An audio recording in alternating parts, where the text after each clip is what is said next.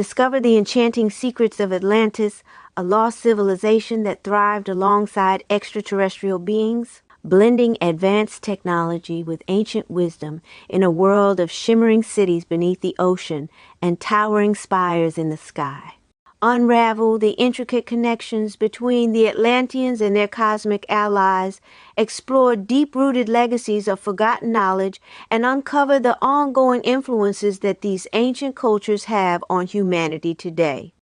Dive into a captivating journey that reveals how the echoes of this legendary society continue to resonate through time, illuminating the path to a potential future intertwined with the wonders of the universe.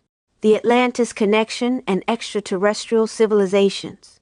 In the dark depths of time, where the echoes of Atlantis and Lemuria still linger like faint whispers across the endless expanse of existence, the Agarthans, beings of light and frequency, wove their presence subtly through the fabric of the world. They were the remnants of civilizations long gone, their essence crystallized in the subterranean sanctuaries of inner earth. These ethereal beings, luminous and intangible, stood as a spiritual guidepost to humankind, offering wisdom and assistance from the veiled realms beneath the surface. They are allies of the Anunnaki, a seer once claimed, her voice low but resolute, as though uttering truths meant to remain concealed. The Jami, she clarified, a term steeped in mystery and shadow. She paused, her gaze heavy with meaning. The openings to their realms lie in the poles north and south, guarded against intrusion. The Agarthans were not alone in the hidden labyrinths of the earth. Among them were the Agartha reptilians, a creation of curious origins, crafted by the merging of human DNA with that of the chameleon. These beings bore an uncanny ability, their scale-shifting colors in tune with their emotions, betraying the primal energy coursing through their veins. Yet, their presence was rarely benign. The echoes of their hostility against the surface world seeped like venom into the undercurrents of whispered lore. Far beyond the terrestrial sphere, across a cosmic tide of stars, the Draco or Alpha Draconians carved their dominion. Dragons of antiquity, both in name and spirit, their empire was vast, their rule unyielding. They emerged from a rift in the galactic veil, a portal forced open in a feat of ancient cosmic engineering. Their immense dreadnoughts, silver-blue behemoths, armed with planet-shattering plasma cannons, tore through the starlit void in perfect military formation, heralds of a storm unlike any other. El-Ka, a seer of the unknown, had glimpsed their origins in the folds of time. They are not of this galaxy, she revealed. They came seeking energy, human energy, a sustenance of spirit.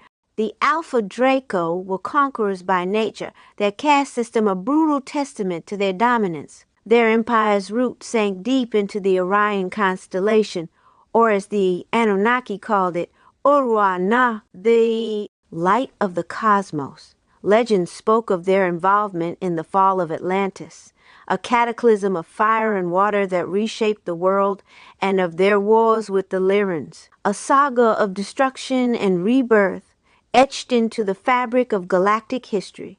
Yet not all reptilians bore the Draco's darkness. As El-Ka herself admitted, not all reptilians are bad, a faint glimmer of complexity amidst the shadows. On their distant homeworld of Thuban, the Alpha Draco thrived in a realm strikingly akin to Earth, a world of blue skies and verdant life, warm and teeming with vitality. Its haunting similarity to the cradle of humanity. But their origins went deeper still, transcending even the boundaries of this universe. They had passed through a universal stargate, arriving from realms unknown to claim their dominion across galaxies, including Andromeda and the Milky Way. Their age, measured in eons, and their technological mastery both inspired awe and dread. In contrast to the Alpha Draco's empire of might, the Andromedans stood as luminous stewards of wisdom and science. From the Andromeda galaxy, their turquoise skies and pastel flora bore a beauty alien and sublime. With lifespans spanning millennia, their mastery of telepathy, crystal technology, and spiritual ascension revealed a civilization at the apex of enlightenment, But not all Andromedans were benevolent. Factions among them harbored resentment toward the Alpha Draco, born of ancient conflicts. And yet, through uneasy alliances and rivalries, the Andromedans and Draco wove their fates into the grand cosmic tapestry. As stars flickered in the heavens, their ancient light telling tales of empires, wars, and alliances, humanity stood at the crossroads of revelation. Beneath their feet, the Agarthans whispered through the soil, guardians of forgotten wisdom. Above, the Draco's shadows fell, long and menacing, as the Andromedan's light sought to pierce the veil of darkness. The cosmic stage was set, and the players, each with their own desires and destinies, moved in a dance as old as the stars themselves. Amid the swirling mists of time and space, a tale of forgotten civilizations and cosmic intervention emerges, stretching from the ancient tunnels of Maldek to the icy expanses of Antarctica. It begins in the shadow corridors of a world long lost, a world whose secrets still whisper in the dreams of those brave enough to listen. Akira, the Andromedan air mother, lay in frozen stillness, entombed in the cold embrace of technology. Her azure skin, radiant even in her suspended state, bore the markings of her divine lineage. The intricate patterns of her attire, a rich tapestry of celestial blue adorned with golden threads and symbols of moons and stars, spoke of her noble mission. The crescent moon of her headdress gleamed faintly, a symbol of her unyielding resolve. Once she had walked among the advanced civilizations of Earth's distant past, her presence a beacon of hope. With her ability to command air, water, and ice, Akira had sought to guide humanity toward ascension. Her voice, both commanding and melodic, had warned of the perilous path forged by unchecked technological ambition. Your machines, she had told them, consume the lifeblood of your planet, drawing upon energies that were never meant to be harnessed so recklessly. But her words fell upon deaf ears. The thriving societies of that epoch, their achievements rivaling the grandeur of Atlantis, dismissed her as a relic of the past. Their machines, intricately woven into the planet's energy grids, continued their voracious work until the unthinkable occurred. A surge of energy akin to an atomic explosion reverberated through the earth, casting Gaia from her lofty perch in the 12th dimension down to the dense reality of the 3rd. Akira's mission was thwarted not by the hubris of humanity alone, but by the intervention of sinister forces. The Maitra and the Dries, beings of malevolent intent, descended upon her with calculated precision. Their instruments of control, cruel and efficient, brought her to her knees. As they subdued her, Akira's body convulsed under the onslaught of electrical shocks, her consciousness slipping into a void of despair. When she awoke, she found herself entombed in a cryogenic sarcophagus. The opaque glass cover distorted her vision, rendering the metallic walls of her prison a dull gray. Tubes jutted from her neck, tethering her essence to the malevolent machinery that kept her in suspended animation. The stone slab beneath her was cold and unyielding, a cruel contrast to the warmth of the life she had once known. Her captors reveled in their victory. "The Air Mother will trouble us no longer," one of the Dries hissed, its serpentine form coiling with satisfaction. Yet even as her body lay dormant, Akira's spirit refused to yield. Deep within, a spark of hope flickered, waiting for the day when she might rise again to complete her mission. Millennia passed, and the stage of cosmic intrigue shifted to the icy expanses of Antarctica. Beneath its frozen surface, secrets slumbered, secrets that spoke of both human ambition and extraterrestrial intervention. In the mid-20th century, a shadowy chapter unfolded.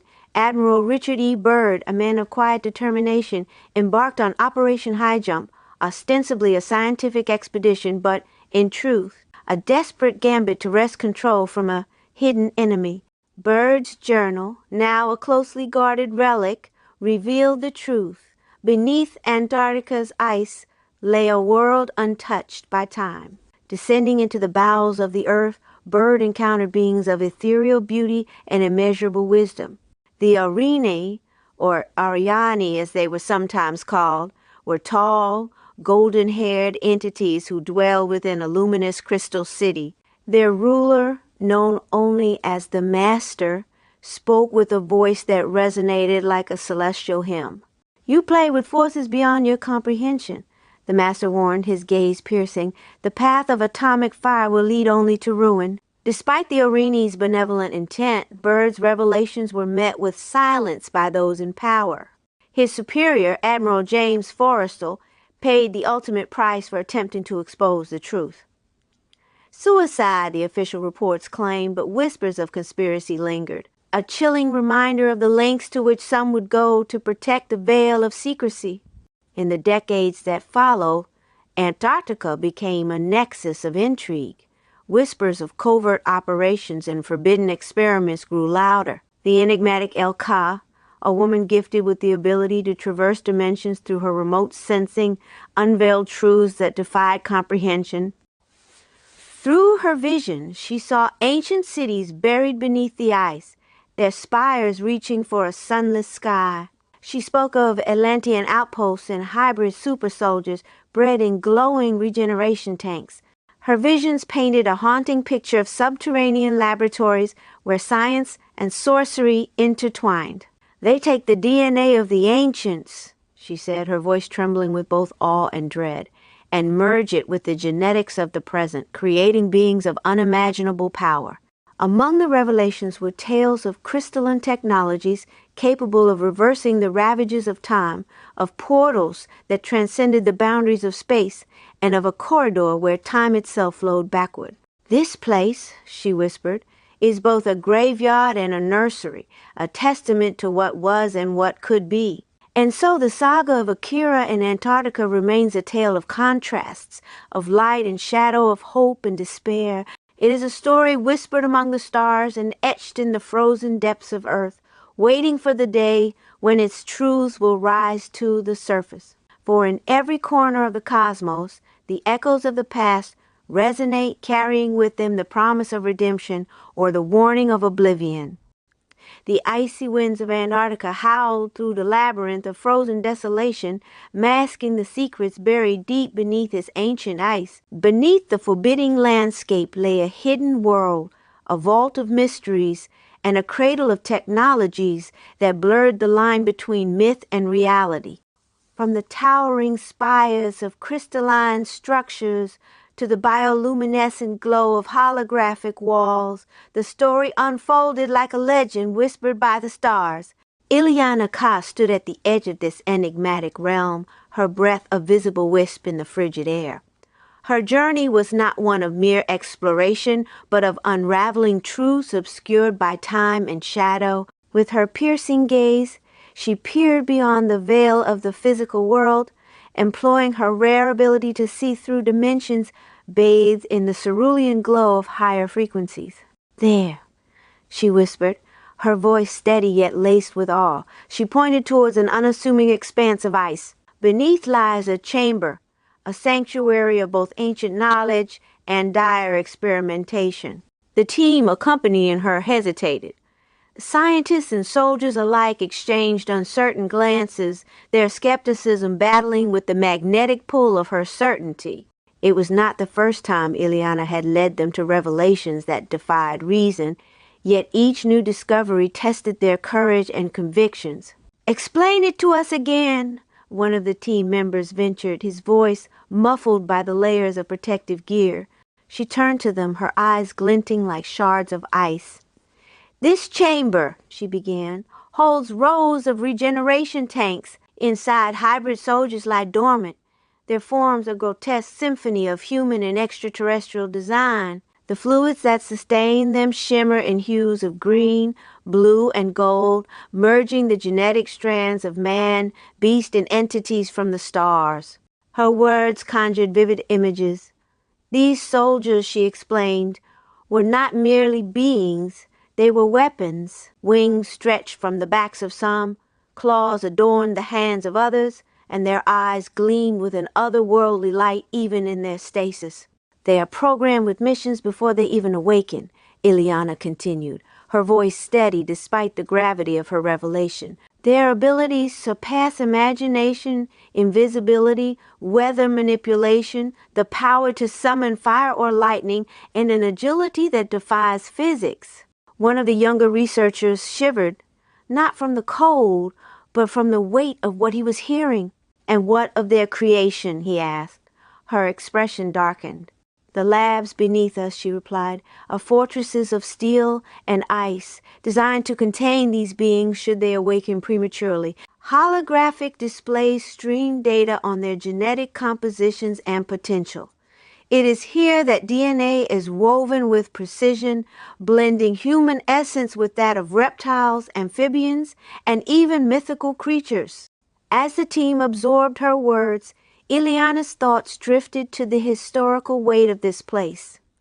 "This land," she murmured, "is a graveyard of civilizations. Atlantean outposts lie frozen in time, their secrets waiting to be unearthed. Even now, excavation teams are discovering pyramids, ancient ships powered by radiant energy, and corridors that twist the very fabric of time." Her voice took on an edge of urgency. "These findings are not just relics of the past. They're being adapted, repurposed by modern powers. Black operations and planetary corporations reverse engineer this technology to push humanity beyond its natural limits." Another member of the team, a hardened soldier with skepticism etched into his face, finally spoke. "And what of the reptilians you mentioned? You claim they've been driven out. How?" Her gaze was unflinching. "A weapon," she replied. "An energetic frequency oscillation device designed to disrupt their neural patterns. It disoriented them, rendering Earth inhospitable. The overlords fled to the stars, leaving their human collaborators to scatter or seek refuge in McMurdo Station." The soldier's brows furrowed. "And you truly believe this technology, this knowledge, will one day be revealed?" Ileana's gaze softened. "Not today nor tomorrow," she admitted, "but in decades to come, humanity will learn of the life-extending waters hidden beneath this ice, of the portals to distant realms, and of the truths that tie us to the stars. By 2060 or 2070, the veil will be lifted." The team stood silent, the enormity of her words settling like the cold that seeped into their bones. Yet the moment was fleeting, for Ileana had already turned, her focus shifting to another revelation. "There's more," she said, leading them deeper into the frozen wilderness. She described airships silent and ethereal that ferried supplies to hidden bases. She spoke of Canadian Arctic operations, their vessels cruising high above the clouds, powered by helium and nearly undetectable. Her descriptions wove a tapestry of a world unseen, where crystalline technology healed the sick, and time itself could be bent and manipulated. "The past, present, and future converge here," she said, her voice carrying the weight of prophecy. "And we are but witnesses to a story far greater than ourselves." In the stillness that followed, the team felt the enormity of their surroundings. This was not merely a land of ice and snow. It was a crucible of human ambition and alien legacy, where the boundaries of science and mysticism blurred. And at its heart stood Ileana, the seer of dimensions, guiding them through the pages of an epic that was still being written. The chronicles of ancient worlds often whispered of the Argathans and the Aryans, their stories woven into the fabric of myth and obscured by the mists of time. Yet for those willing to seek the truth, the legends were not merely tales of the past, but remnants of an enduring legacy that connected humanity to the stars. Deep beneath the Earth's surface, in a domain where light refracted in iridescent hues and crystalline cities pulsed with life, the Argathans thrived. Their origins were rooted in a time long forgotten, a melding of Lemurian and Atlantean cultures. These inner Earth dwellers were humanity's distant cousins. Their civilization preserved in the subterranean realms, while the surface world succumbed to cataclysms. The Argathans walked with an air of timeless wisdom. Their skin bore a faint luminescence, as though the very essence of their world coursed through their veins. They spoke little of their history, for their knowledge was held in the crystalline libraries that resonated with thought and energy, accessible only to those attuned to their frequency. To outsiders, the Agathans seemed enigmatic, their presence both ethereal and grounded. "Are we truly so different from you?" an Agathan elder once asked a surface dweller who had stumbled into their domain. The elder's voice was melodic, resonating in harmony with the crystalline walls of the chamber. "We share the same origin, the same cosmic threads that bind us to this world, yet we chose the depths, while you braved the storms above." While the Agathans embodied the wisdom of Earth's past, the Aryans told a story of cosmic wonder. They hailed from the fourth planet circling Aldebaran, a star they called Raula, its golden light bathing their world in eternal brilliance. Their planet, Arian, lay 65 light years from Earth, its orbit around Raula lasting the span of 20 Earth years. The Aryans were striking in their stature, their heights ranging from 6.5 to 10 feet.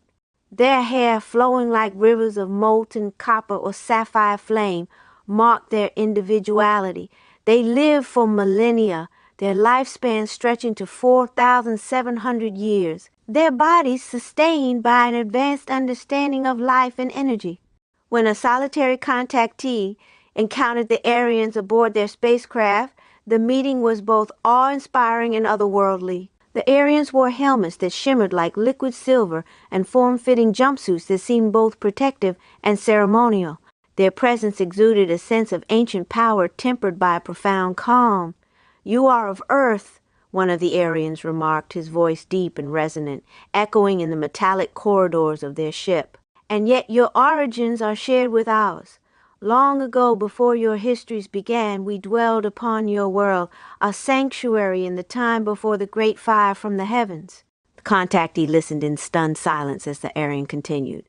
"It was 65 million of your years ago, during the era of great beasts and untamed skies. We lived on what you now call Greenland, but the heavens betrayed us, and an asteroid struck your world, ending our time upon it. Yet not all was lost. Atlantis rose, and with it a new chapter began, a chapter shared by Agathans, by us, and by you." The contactee noted others aboard the ship, beings unlike the towering Aryans. Some were small and compact, their brown skin gleaming under the ambient lights. Others bore features that seemed almost human, yet their proportions and expressions spoke of worlds beyond comprehension. "You speak of Atlantis," the contactee finally said, their voice trembling. "Does it still exist?"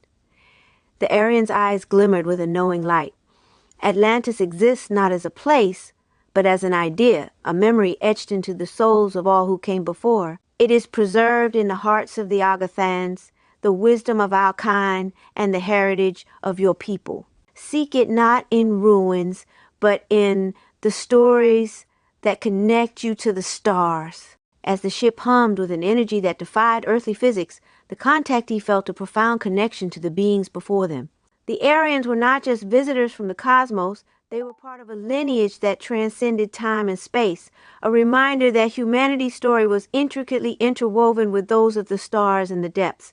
The Agathans and the Aryans, though separated by vast distances and dimensions, shared a singular truth. The universe was a tapestry, and every thread mattered.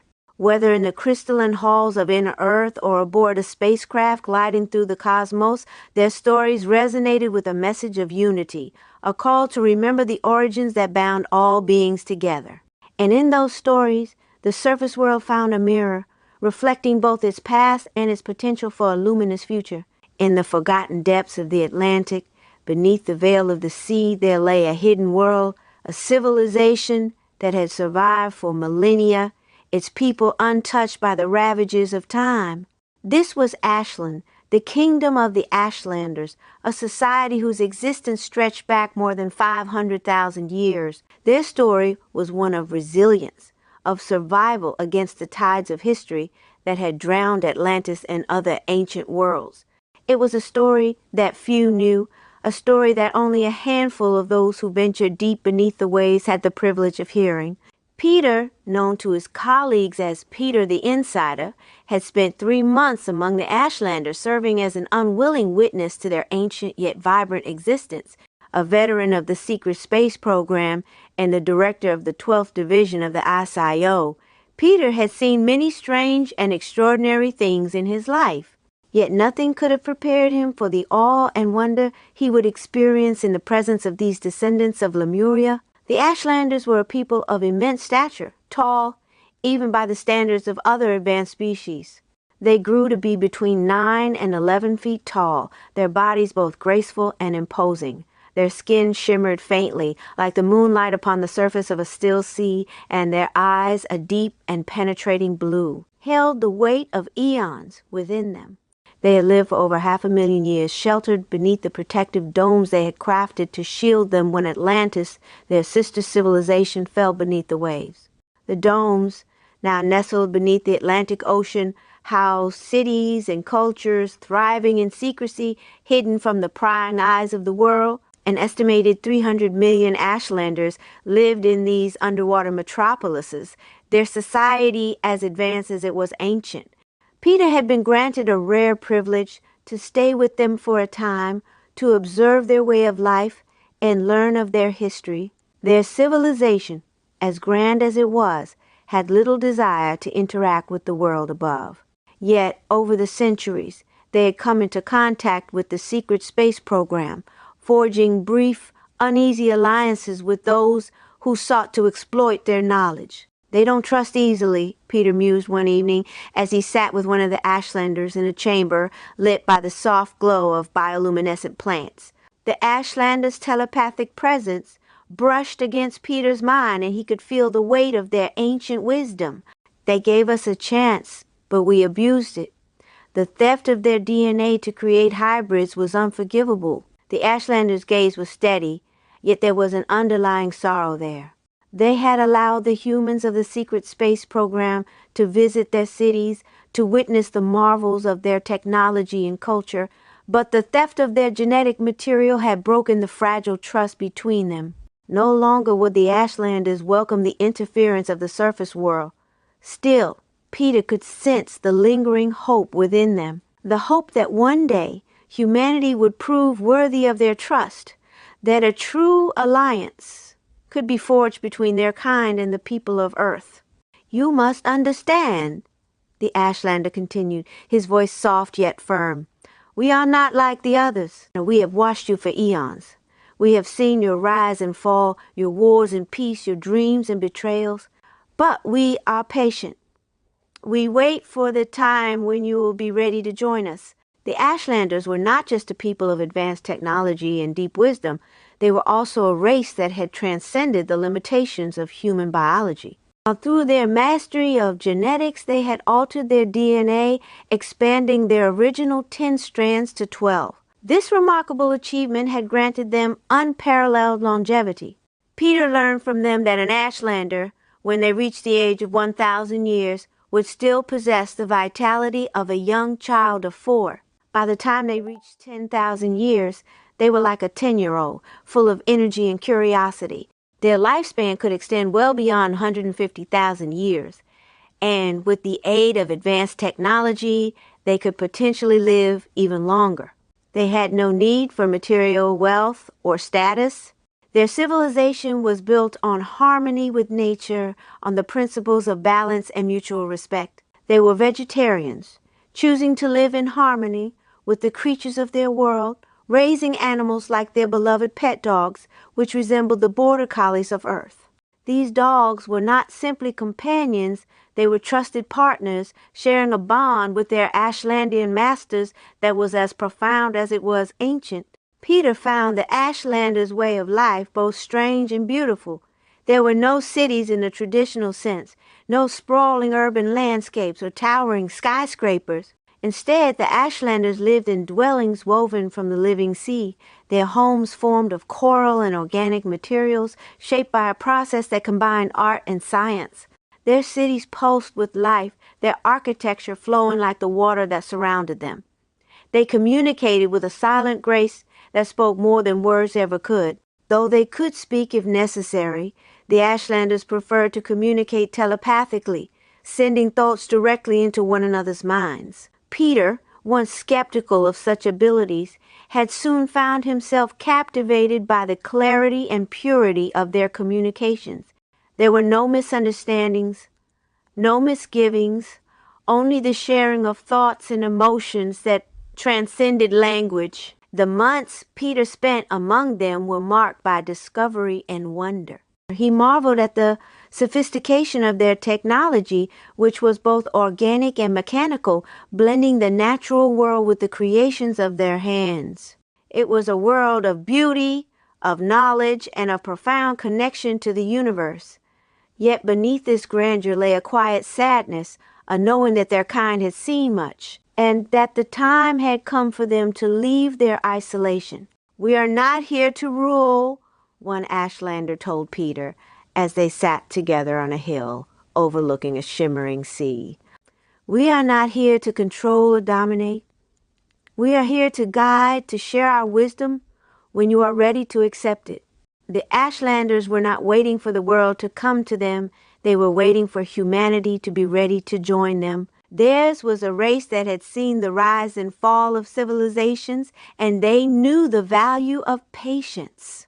It was only a matter of time before the surface world would reach a point where it could bridge the divide between the ancient and the modern, between the wisdom of the past and the possibilities of the future. And so Peter left Ashland, his mind filled with questions and his heart heavy with the knowledge that the Ashlanders were not merely an ancient people, they were the key to humanity's future. Yet, as he departed, one thought echoed in his mind, a thought shared by the Ashlanders themselves. When humanity is ready, the world beneath the waves will rise once more, and we will stand together as one.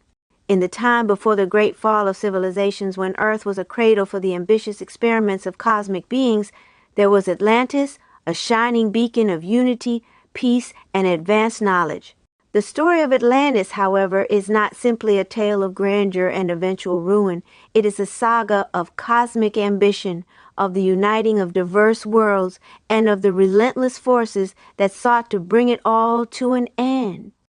El-Ka, known to her comrades as Ileana, had lived through many lifetimes, not all of them on Earth.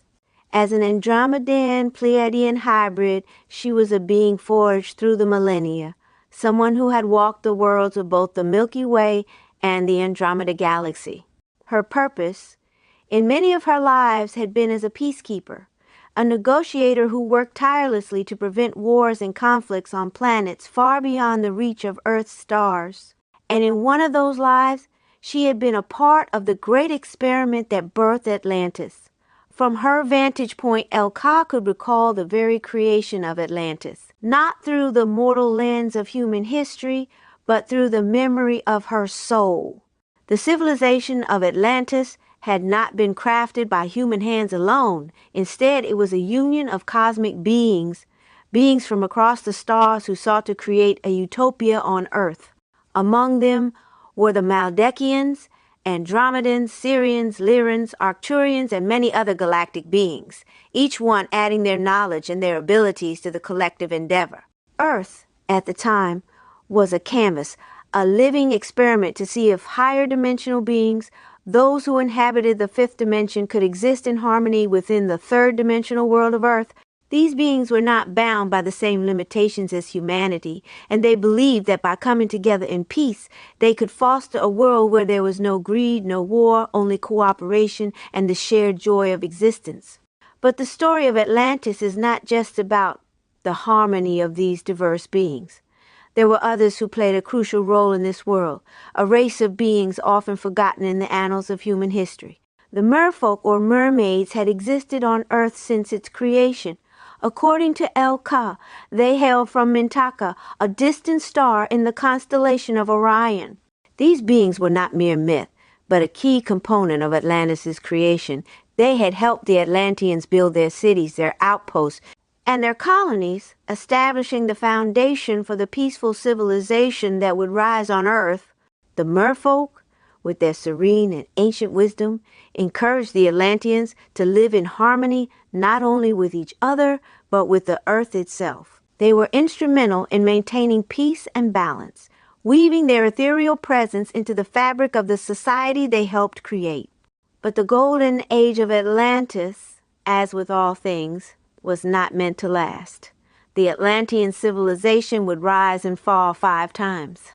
The causes of these collapses were lost to time, obscured by the layers of history that the Atlanteans themselves had tried so desperately to protect. However, El-Ka, through her deep connection to the cosmic forces, recalled the final fall, the one that would mark the end of Atlantis' reign. The attackers were not from this world. They were the Alpha Draco, a reptilian race that had long held a thirst for conquest and destruction. They were not content with mere dominance over the surface world. They sought to annihilate the Atlanteans and take their knowledge for themselves. The Draco unleashed a violent assault on Atlantis, using weapons of devastating power, energy beam plasma cannons fired from ships high above the earth. Their weapons slicing through the skies and striking at the crystalline towers of Atlantis. These crystalline structures, which had been the heart of Atlantean technology, were overwhelmed by the energy blasts. The towers, which had once harnessed the power of the stars themselves, shattered under the onslaught. The Atlantean outposts and colonies, once thriving centers of knowledge and peace, were obliterated, their ruins sinking into the oceans or buried beneath the sands of time. The destruction was swift and merciless as the Draco decimated the once vibrant cities of Atlantis. It was the end of an era, the collapse of a civilization that had once been the beacon of hope for a united world. But even in the face of such devastation, the Atlanteans had left behind something of great value, something that could one day change the course of history once again. Among the many wonders of Atlantis, there existed the universal disk of planetary knowledge, a crystalline artifact that held within it the histories of Earth and other planets in the solar system. This disk contained the secrets of the universe itself, knowledge of how Earth, Mars, Mercury, Venus, and even the moon were shaped by the hand of cosmic forces. It held the keys to understanding the very origins of the universe, and in the right hands, it could bring about a new era of enlightenment. There were also the Atlantean ark ships, vessels of unimaginable power and sophistication powered by crystalline technologies. These ships, once docked in the secret shipbuilding facilities beside the Atlantean outposts in Antarctica, were designed to carry the wisdom and the legacy of Atlantis across the stars. These ships had the potential to carry the surviving knowledge of Atlantis to other worlds, to preserve the wisdom that the Draco had tried so desperately to destroy. As El-Ka's memories unfolded through the power of remote sensing, she saw not just the grandeur of Atlantis, but the weight of its legacy. She could feel the loss of those who had lived and died in its rise and fall, their lives intertwined with the fates of the stars themselves. She could feel the pulse of the universal disk, its crystalline surface shimmering with untold knowledge, waiting for the day when it would be found once more. The final destruction of Atlantis had been a tragic end, but it was not the end of its story. The knowledge, the technology, and the wisdom of the Atlanteans had been scattered to the winds, but it had not been lost forever. Somewhere in the forgotten corners of the earth, in the hidden places where few dared to venture, the remnants of Atlantis still waited to be uncovered. And perhaps in another time, in another age, humanity would be ready to learn from those ancient teachings, to reclaim the lost knowledge of Atlantis and to rise once more. 2 million years ago, when the earth was a young and untamed world, there existed a civilization unlike any the planet had seen before. It was a time when the stars above seemed to hold untold secrets, and the very air pulsed with the promise of knowledge and power. The Atlanteans, a diverse people forged from the fabric of the cosmos itself, had come to Earth not as wanderers, but as settlers drawn from their ancient home on Mars. El-Ka, a being who had lived countless lives across galaxies, was able to peer into the past through the power of remote sensing, her mind stretching across the eons to glimpse the shining city of Atlantis in its prime. It was an era of unmatched potential, a time when the Atlanteans' advanced technology, their unity, and their wisdom shaped the course of Earth's early history. The first of the great Atlantean migrations had been from Mars, a dying world whose resources had been depleted by millennia of warfare and ecological collapse. The survivors had turned their eyes to Earth, seeking refuge on this new, fertile world. From the ruins of their former home, the Atlanteans carried with them the knowledge of the stars, the secrets of crystalline energy, and the desire to build something greater than they had left behind. As Elka's memories swirled within her consciousness, she saw the towering spires of Atlantis rise from the ocean, their crystalline structures catching the light of the sun as they reached skyward. Gleaming with the promise of a new beginning, it was a city of light, a sanctuary built from the Earth's energies and the very fabric of the cosmos itself. It stood as a beacon for the many different races that had come together to form the Atlantean civilization, races from distant stars, each with their own unique characteristics, each with their own gifts to offer. There were 10 core races that made up the Atlanteans, each contributing to the strength and diversity of the society. The merfolk, beings who lived beneath the waves, were among the most fascinating of these races. Their forms were both ethereal and powerful, their tails capable of transforming into legs that allowed them to walk upon the land. They were the guardians of the oceans, keepers of the ancient wisdom of the deep. Their existence was one of balance, between land and sea, between light and shadow, between the known and the unknown. In their hearts, they carried the secrets of Earth's earliest days, and they helped the Atlanteans build a civilization that spanned continents and oceans. The Atlanteans themselves were not bound by the same limitations as the humans of today. They were beings of extraordinary potential, their bodies enhanced by 12 strands of DNA, which granted them abilities beyond comprehension.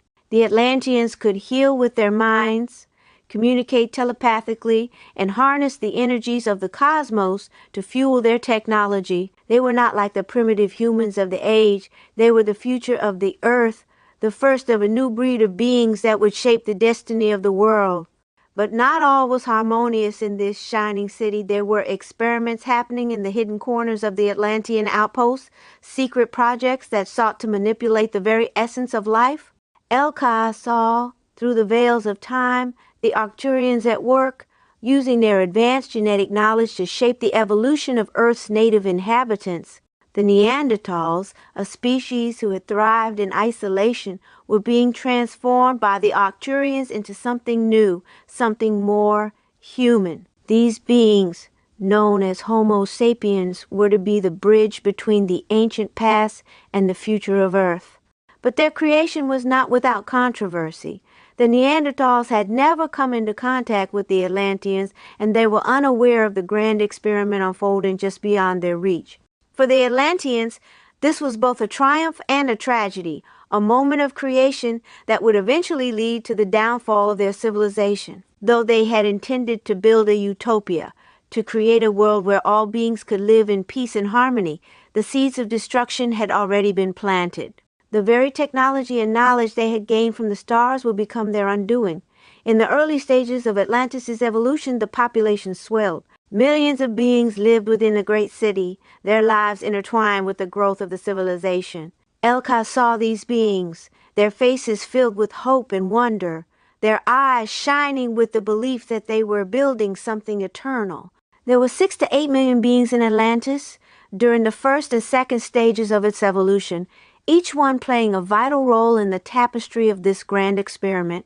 But as the city flourished, so too did the challenges. By the third stage of evolution, the Atlantean Empire had expanded beyond its original borders. The population grew exponentially, and the once peaceful civilization found itself at the mercy of its own ambitions. From the bustling cities to the sprawling colonies, the Atlanteans sought to expand their reach, to bring their wisdom to every corner of the earth. At its height, the Atlantean population reached 2 to 4 billion, an empire of unimaginable scale and power, yet teetering on the edge of collapse. El-Ka, through the vision of her remote sensing, could see the cracks beginning to form. The harmony that had once defined Atlantis began to unravel as greed, jealousy, and betrayal seeped into the hearts of its people. The experiments that had once been seen as a path to enlightenment now threatened to tear the very fabric of their society apart. The Atlanteans had become too ambitious, too eager to wield the power they had created. They had reached too far, too fast, and the consequences of their actions would reverberate across the cosmos. In the shadow of the great city, El-Ka could sense the approaching storm, the inevitable collapse of Atlantis. It was not a question of if, but when. The grand experiment that had begun with such promise would end in devastation, as the forces of destruction, both external and internal, closed in on the once great civilization. And yet, even in the face of such catastrophe, there remained a glimmer of hope. The knowledge and the wisdom of Atlantis would not be lost forever. The universal disk of planetary knowledge, hidden away in the deepest chambers of the city, held the secrets of the stars. The ark ships, powered by the crystalline technologies of the Atlanteans, lay in waiting, ready to carry the knowledge of their civilization to the farthest reaches of the cosmos. As the final days of Atlantis approached, El-Ka could feel the weight of the civilization's legacy resting upon her. She had lived through it all, the rise, the fall, and the knowledge that one day the truth of Atlantis would be rediscovered. The story of the Atlanteans, with all its triumphs and tragedies, would live on, waiting for the right moment to once again shape the destiny of Earth. 2 million years ago, beneath the rippling depths of the oceans that separated the Atlantic and Pacific, a vast civilization thrived in secrecy. Atlantis, a name whispered across the eons, was not confined to the land alone. Underwater, hidden from the prying eyes of the world above, the Atlanteans had constructed not just cities but entire colonies, 560 in total, scattered like pearls beneath the waves. These cities, built in harmony with the merfolk, existed within shimmering domes of energy, protected by electromagnetic shields that kept the ocean's depths at bay, as well as the threats that lurked within them. The underwater colonies were marvels of advanced engineering. Sleek crystalline towers rose from the ocean floor, their surfaces refracting the water's light, their sharp angles reflecting the glowing bioluminescence of the deep. Within these cities, the Atlantean people, both humanoid and merfolk, lived in a society built on peace and mutual respect. These were not just allies, they were partners, working together to shape their world, balancing the energies of the earth and sea. In the stillness of the ocean depths, life thrived in a way that was as natural as the currents themselves. The beings of Atlantis, whether they chose to reside in the surface cities or beneath the waves, were part of an intricate web of existence. Each Atlantean had the freedom to choose their home, and there were those who lived in the surface outposts where the skyline stretched high into the air and the hum of life pulsed in the cities. But for many, the underwater colonies offered something more, a deep connection to the water, the most sacred of elements. In the deep blues and greens of the ocean, the Atlanteans lived in harmony with the creatures of the sea, their lives inextricably tied to the rhythm of the waves. The merfolk, too, had their places in the cities, their homes nestled among the Atlantean structures, with scales that shimmered in a kaleidoscope of blues and greens. The merfolk were beings of the ocean, their bodies built to swim, to dive, to explore the deep. But their connection to the Atlanteans went beyond mere proximity. They shared an understanding of the planet's natural forces, and their wisdom guided the Atlanteans in ways the surface dwellers could never have known. In turn, the merfolk were not merely passive participants in the civilization's growth, they were integral to its success, using their knowledge of the ocean's currents and energy systems to help the Atlanteans harness the power of the seas. Yet not all Atlantean cities were shared by both the humanoid and merfolk races.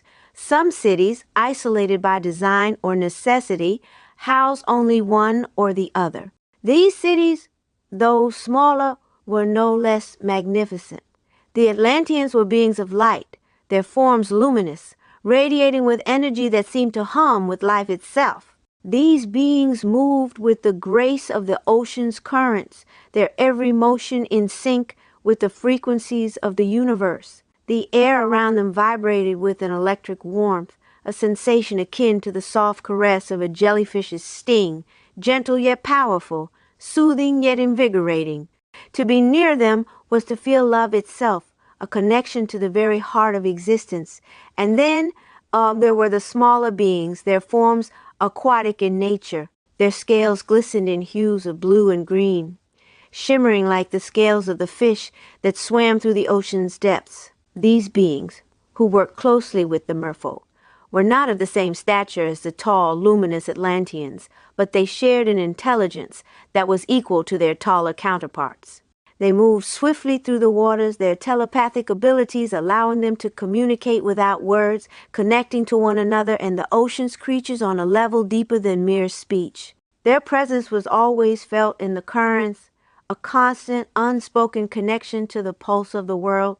Telepathy was the lifeblood of communication in Atlantis.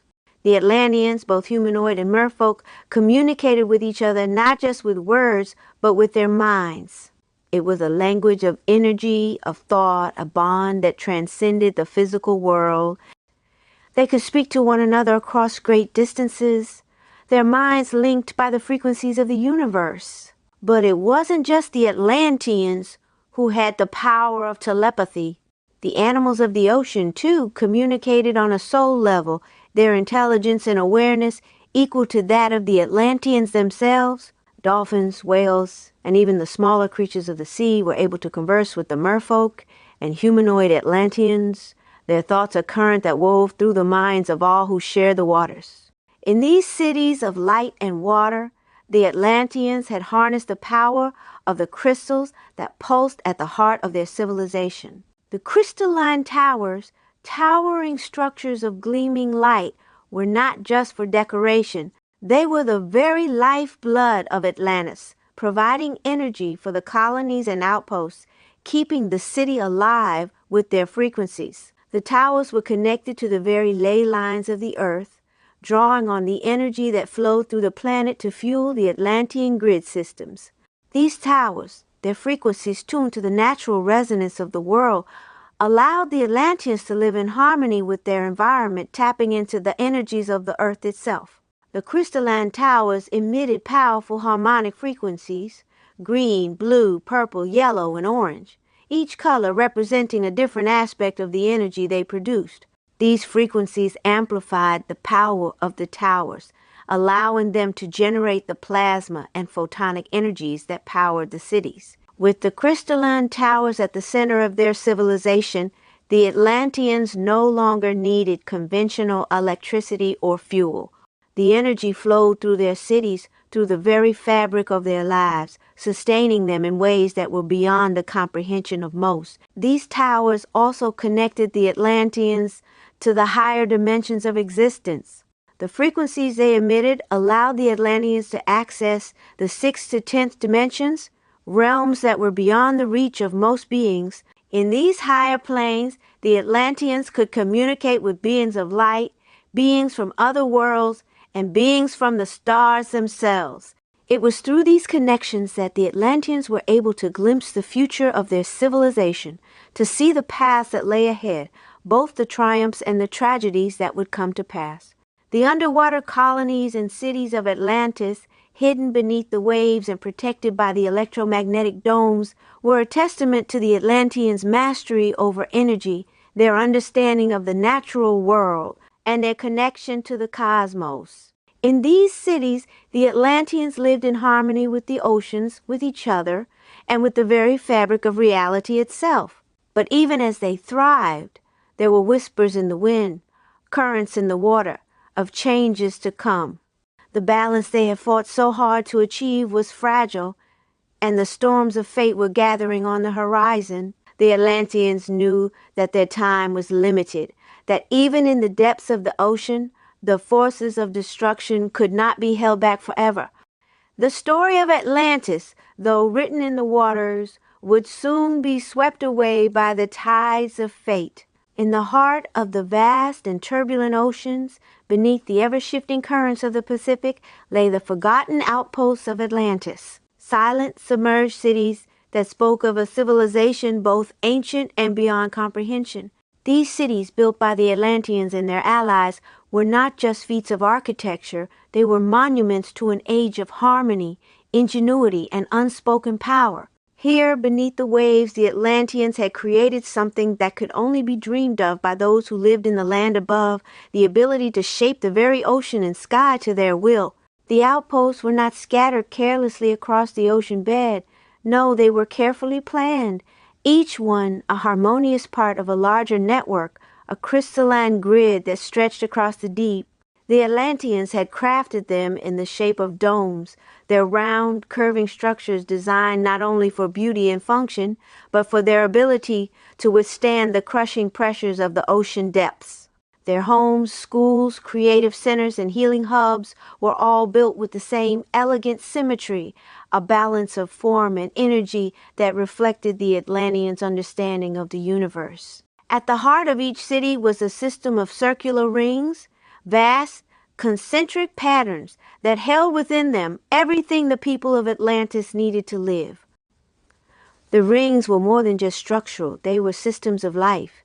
Each one held homes, creative centers where artists and scientists alike gathered to shape the future, schools where the next generation learned the arts of communication, exploration, and technology, and healing centers where the Atlanteans practiced their advanced knowledge of the body and spirit. Shops and science centers, too, were nestled within these rings, ensuring that the needs of the people were always met, whether they sought knowledge, sustenance, or simply solace.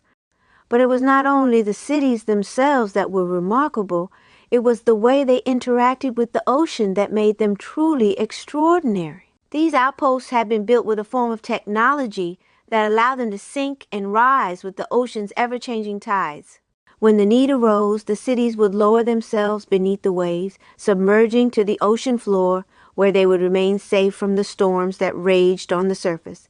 But it was not just a simple matter of sinking into the depths. Each city was surrounded by an electromagnetic field shield, a barrier of energy so powerful that it kept the cities from ever sinking too deep, no matter the force of the ocean pressing from above. This shield was a masterpiece of Atlantean technology, a delicate balance of frequencies and forces that prevented the cities from becoming lost to the sea. Even as the cities submerged, they did not lose their brilliance. The walls, floors, and columns of the domes glowed softly, their surfaces etched with intricate patterns that seemed to shimmer with a life of their own. These glowing symbols were not just decoration, they were sacred geometry, patterns of energy that radiated power and purpose. The Atlanteans had designed these symbols to not only beautify their homes, but to amplify the energies that powered their cities. The crystalline patterns, their lines sharp and their angles precise, helped to focus the natural energies of the earth and ocean, turning them into a vast network of power that supported the electromagnetic shields and the harmonic frequencies that protected the cities. It was within these glowing crystalline patterns that the Atlanteans found their connection to the universe. The symbols seemed to hum with an energy that transcended the physical world, a frequency that resonated with the very heartbeat of the earth.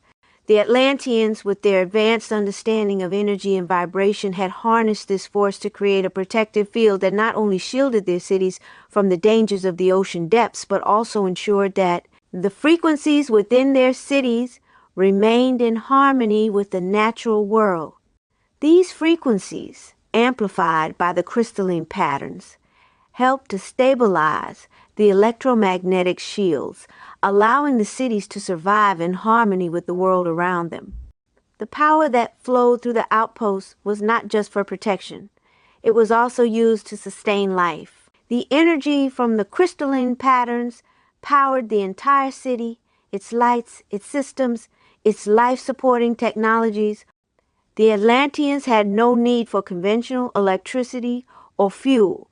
Instead, they had mastered the art of harnessing the energies that flowed through the earth and the ocean, using them to fuel their cities and their lives. Life in the submerged outposts was a testament to the Atlanteans' mastery of energy and balance. They lived in harmony with the ocean, their cities rising and falling with the tides, their people thriving in an environment that was as natural as it was extraordinary. Their ability to manipulate the very forces of nature was unmatched by any civilization on the surface, and their cities, domed, round, and glowing with crystalline light, stood as proof of their greatness. In the stillness of the ocean's depths, the cities of Atlantis thrived, their domes shimmering like beacons in the deep, their sacred geometry glowing softly in the darkness. The Atlanteans had created a world that existed not just above the surface, but below it, in a place where the forces of nature were not feared but embraced. And though the cities of Atlantis were hidden from the world above, their brilliance shone through the water, a testament to a civilization that had mastered the elements and the energies of the earth. But even as the Atlanteans lived in peace, even as their cities thrived beneath the waves, there were forces at work, dark forces gathering in the shadows, waiting for the right moment to strike. The Atlanteans knew that their time was not infinite, that the balance they had achieved could not last forever. The ocean was both their sanctuary and their prison, and the currents that had carried them to greatness might one day carry them away into the deep. The rise and fall of Atlantis was inevitable, but for now at least the shimmering cities beneath the waves stood as a testament to a civilization that had dared to reach for the stars, and whose light still glowed in the darkness of the ocean's depths. High above the shimmering crystal blue expanse of the Atlantic Ocean, in the towering cities that scraped the very skies, a civilization like no other flourished. The Atlanteans, with their advanced mastery of energy, had built these sky cities to not only touch the heavens, but to live in harmony with the earth below. The cities themselves seemed to defy gravity, suspended between the boundless sky and the infinite sea, their crystalline spires rising from the earth like gleaming pillars of light. These towering structures were more than just buildings. They were extensions of the Atlanteans' philosophy, a belief that their civilization could soar to great heights without ever losing touch with the natural world. The cities of the Atlantic were far taller than those on the Pacific. Their gleaming towers stretched upward, vanishing into the clouds above, their sharp, crystalline edges glistening like diamonds in the sun. They were supported by powerful plasma and crystalline energy fields, energies that hummed in the air like the vibrations of a song too deep for human ears to hear. These energies did more than merely power the cities. They connected them, creating a vast, intricate web of energy that kept the sky cities alive, thriving, and in balance with the planet below. Within these floating behemoths, the Atlanteans had woven an entire world. Lush, verdant spaces spread throughout the cities, creating an oasis of nature amid the gleaming metal and crystal. Massive lakes reflected the clear skies above, their surfaces rippling gently in the breeze, while pristine forests flourished in carefully designed green spaces, their towering trees reaching toward the sun. Mountains, too, stood tall, their jagged peaks crowned with snow, and oceans surrounded the cities, extending far into the horizon. This harmony with nature was not an accident. It was the very essence of Atlantean life. From the moment the first crystal towers had been raised, the Atlanteans had understood that their power would only endure if they maintained a sacred bond with the Earth's ecosystems. The destruction of the natural environment, the wanton disregard for the planet's flora and fauna was unthinkable. In Atlantis, every tree, every leaf, every animal was considered sacred, worthy of respect and protection. The Atlanteans had mastered the delicate art of living without disrupting the world around them, creating a civilization that thrived in perfect symbiosis with the Earth's many ecosystems. It was in the midst of this utopian paradise that the Atlanteans traveled effortlessly, swiftly, and gracefully. Their hovercraft glided smoothly through the air, their sleek, plasma-powered designs humming softly as they navigated the sky with ease. These vehicles, powered by the same crystalline energy that fueled the cities themselves, could soar effortlessly from one tower to another, their roots winding through the intricate web of sky roads and energy grids that connected the cities. The hovercrafts were not the only form of transportation in the sky cities. Vehicles that hovered on crystalline fields, silent and smooth, carried the Atlanteans from one hub station to the next. In these cities, movement was free. There were no tolls, no barriers, and no systems of control that would restrict the flow of life. The transportation networks were built not to serve the few, but to serve all, allowing every Atlantean to move freely, to come and go as they pleased.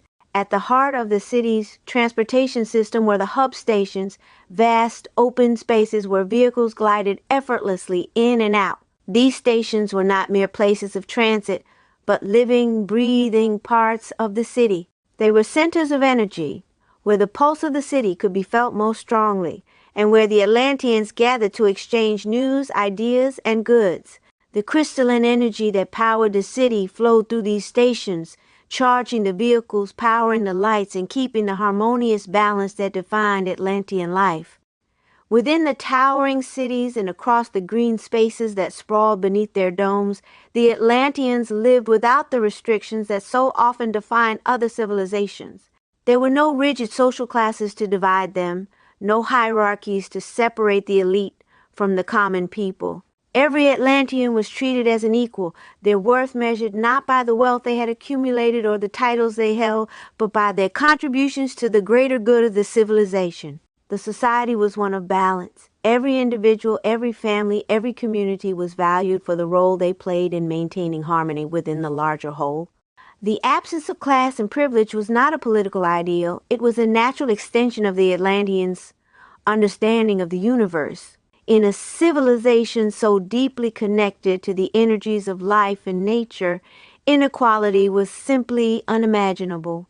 At the same time, the Atlanteans were keenly aware of the responsibilities that came with their advanced technology. They had discovered, through millennia of trial and error, that power was not something to be wielded recklessly.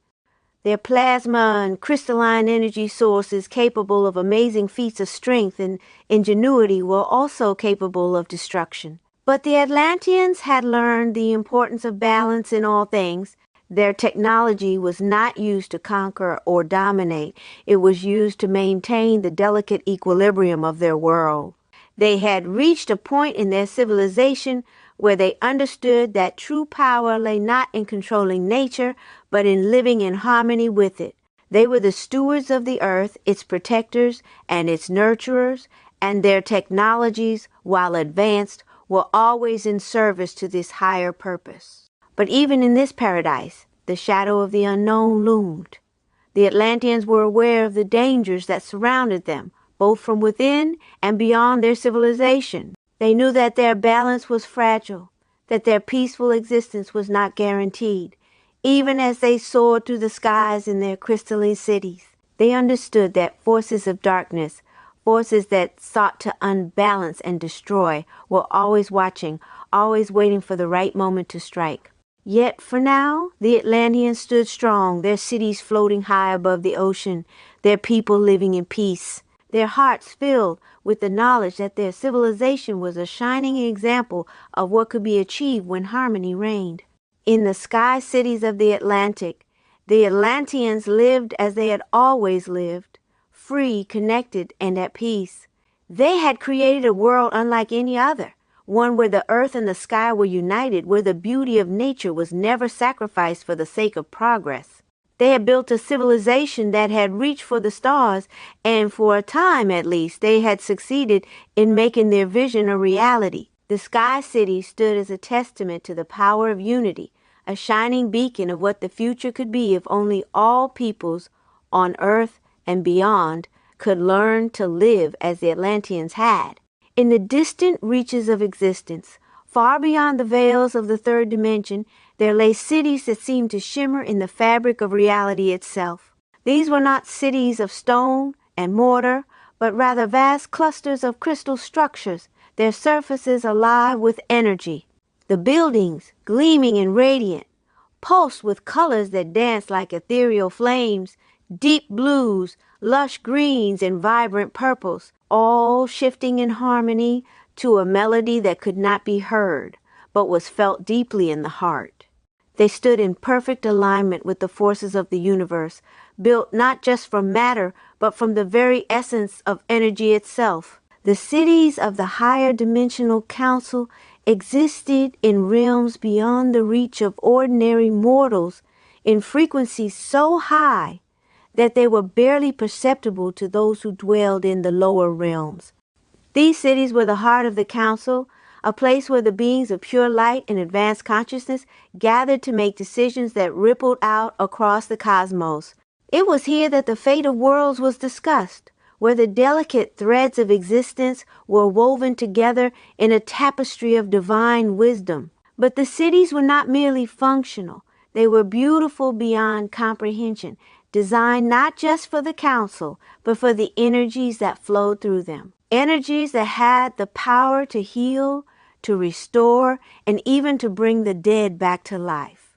The air within the council cities was warm, a soothing, gentle heat that seemed to wrap around the body like a comforting embrace. The streets were not paved with stone, but rather with roads that shimmered with a gold frequency glowing softly underfoot, as if the very earth itself was alive with energy. Every step taken upon these roads felt like walking through a dream, the warmth beneath the feet radiating upward, infusing the body with a peaceful, calming energy. It was an energy that healed, that nurtured, that nourished, not just the body but the soul. The cities pulsed with the rhythmic hum of higher dimensional frequencies, energies that had the power to heal even the most broken of beings. The air itself seemed to vibrate with a healing light. The colors that filled the skies, blues, greens, purples, were not merely beautiful to behold, but essential to the well-being of all who inhabited these realms. These colors were not just visual stimuli, they were frequencies of healing, each one corresponding to a different aspect of existence, from physical to emotional to spiritual. It was said that the energies of these cities were so powerful that they could heal a broken body in an instant, and even more miraculously, they had the power to bring the dead back to life, their vitality restored by the very forces that permeated the air. El-Ka, standing at the edge of one such city, gazed upon it with reverence and awe. She had seen many things in her lifetimes, from the glistening towers of Atlantis to the distant glowing planets of the Andromeda Galaxy, but nothing compared to the higher dimensional council cities. The skies above were a brilliant blue, impossibly clear and pure, stretching out in all directions like an endless expanse of possibility. Beneath the surface of the cities, layers of water flowed in graceful, cascading streams, shimmering with the same healing energy that suffused the air. It was as though the entire city rested upon a foundation of water, an element that both nourished and cleansed the soul. But it was the portals that truly fascinated El-Ka. They existed throughout the city, glowing faintly with energies that pulsed and shifted as if they were alive. These portals were not simply doorways between spaces, they were windows to other dimensions, gateways to worlds beyond this one. Some of the portals were small, their energies delicate and refined, while others were vast, stretching high into the sky and deep beneath the earth. The portal systems were interconnected, forming a network that allowed the beings of the higher dimensional council to travel not just between cities, but between worlds and even between planes of existence. El-Ka had witnessed these portals firsthand, seen them open and close as if they were breathing, exhaling streams of light that would carry those who stepped through them to distant worlds. Some of the portals led to the underwater cavern systems of Atlantis, their vast hidden networks that stretched beneath the oceans like veins of crystal. From these caverns, the Atlanteans could travel to Earth or beyond, using the portals to move through space and time with ease. The energy of the portals was not merely a force of transportation, it was a force of transformation. When one passed through a portal, they did not simply arrive at their destination, they were changed by the experience. The energies that flowed through the portals had the power to shift consciousness, to elevate one's being to higher states of awareness. It was through these portals that the higher dimensional council could connect to the lower realms, guiding the evolution of beings like the Atlanteans, shaping their destinies and helping them maintain the delicate balance between light and dark. Elka had come to understand the true purpose of these cities and portals over her many lifetimes. She had been a peacekeeper, a negotiator, a bridge between worlds, and she knew that the higher dimensional council was not merely a group of beings who governed the cosmos. They were the guardians of life itself, the stewards of the balance between all things, and their cities were not simply places of power, they were places of healing, of growth, and of transformation. The Atlanteans, who once lived in harmony with the council's energies, had been touched by these forces, their civilization blossoming under the influence of the higher dimensions. But the balance was fragile. The forces that governed the universe were in constant flux, and the council's cities, with their powerful energies and healing frequencies, were constantly on the lookout for any imbalance that might threaten the delicate fabric of existence. The portals, though gateways to countless worlds, also held the potential for great danger. It was said that there were those who would seek to manipulate the energies of the portals, to control the flow of life itself, to disrupt the harmony of the realms. The council, ever vigilant, stood guard against such threats, ensuring that the balance of all things remained intact.